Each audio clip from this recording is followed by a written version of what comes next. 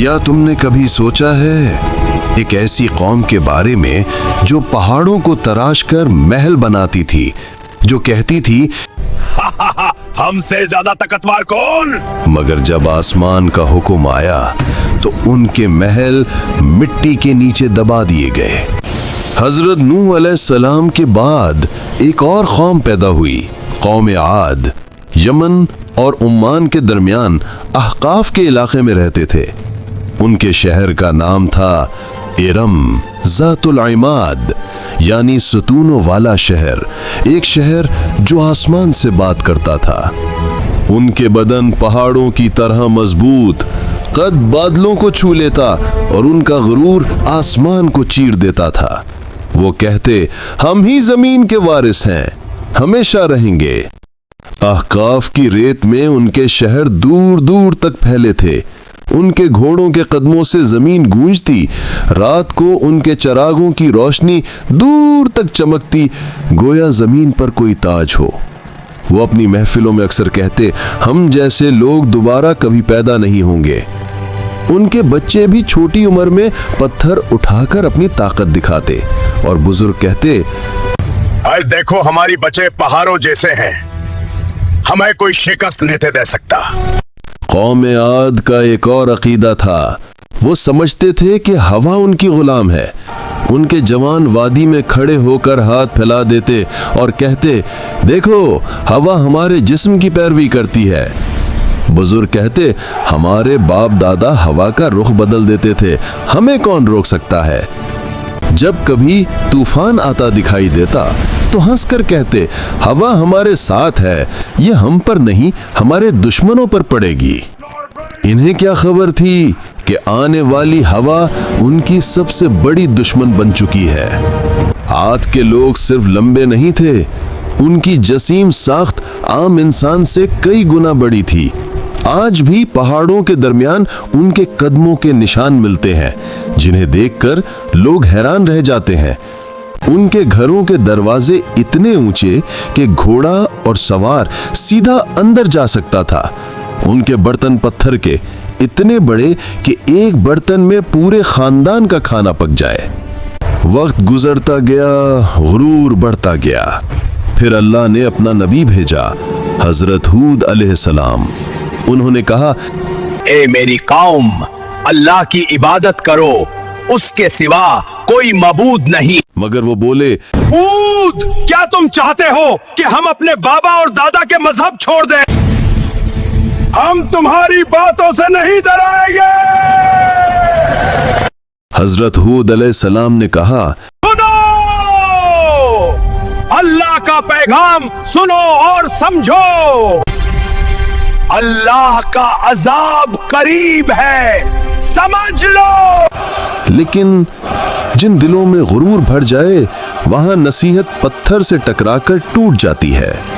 روزانہ وہ ان کے بازاروں، ان کے محلوں، دروازوں کے پاس جا کر دعوت دیتے۔ ان کے سردار ہنس کر کہتے اٹھ تیری بات، میں اتنا دم ہوتا تو ہمارے محل کب کا گھر چکے ہوتے۔ کبھی بچے مذاق اڑاتے، کچھ لوگ راستہ بدل لیتے کہ کہیں ان کی آنکھوں میں اللہ کا خوف نہ بھر جائے۔ ایک دن حضرت ہود علیہ السلام ان کی اسمبلی میں گئے۔ سردار سونے کے تختوں پر بیٹھے تھے۔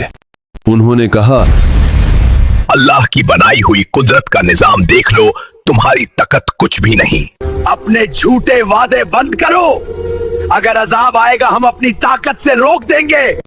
عذاب سے کچھ دن پہلے عاد کی وادی میں عجیب منظر ہوا۔ رات کو آسمان میں گہری آواز سنائی دی، نہ بادل گرجے نہ بجلیاں چمکی، بس ایک پکار۔ لوگ کہنے لگے یہ تو بہاروں کے آواز ہے، آواز ہے۔ حضرت ہود علیہ السلام نے کہا یہ رحمت کے پکار نہیں ہے، یہ تنبیہ ہے۔ دوسری رات زمین ہلکی ہلی، صرف جانور چونکے اور لوگ ہنس پڑے۔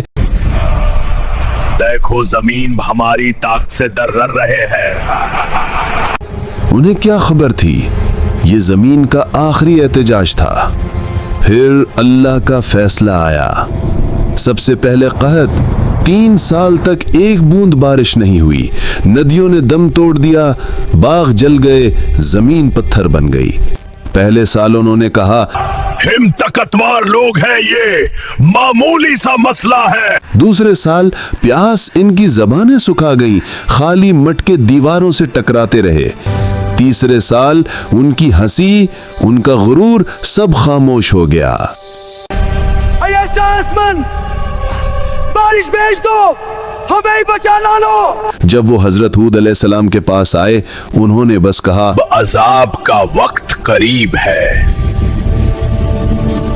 एक दिन आसमान पर 3 बादल उभरे, एक लाल, एक सफेद, एक काला।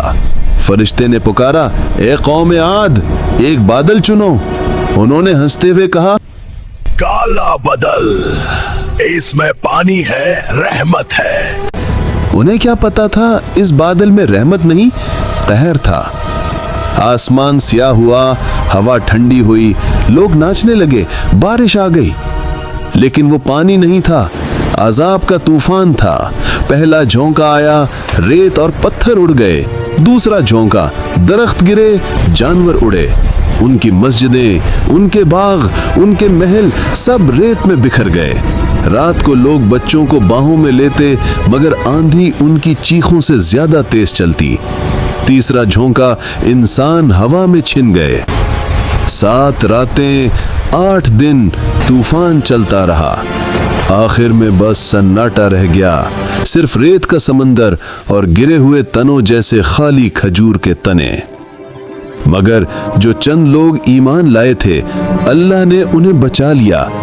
हजरत हूद अलैहिस्सलाम ने कहा, ऐ रब, तू सबसे बढ़कर रहम करने वाला है, हमें उन रास्तों पर कायम रख जो तेरी तरफ ले जाते हैं। वो तबाह शहर को देखकर रोए। ये वही लोग थे जो कभी कहते थे हम आगे बढ़ने वाले हैं, मगर आज उनकी निशानी भी हवा में बिखर चुकी थी। हजरत हूद अलैहिस्सलाम ने फरमाया, तकब्बुर का अंजाम हमेशा तबाही है और अल्लाह की नाफरमानी हलाकत। आज भी अहकाफ की रेत के नीचे इरम दबा हुआ है, एक गवाही कि ताकत और शान नहीं, सिर्फ अल्लाह की इताअत इज्जत देती है। अगर तुम्हें ये कुरानी कहानी पसंद आई हो तो वीडियो को लाइक करो, कमेंट्स में लिखो अगले एपिसोड में किस कौम की कहानी चाहते हो, और सब्सक्राइब करना मत भूलना। ये सिर्फ एक कहानी नहीं, एक हकीकत है जो याद दिलाती है जब इंसान गुरूर करता है और जुल्म को अपना लेता है तो अल्लाह उसे मिटा देता है।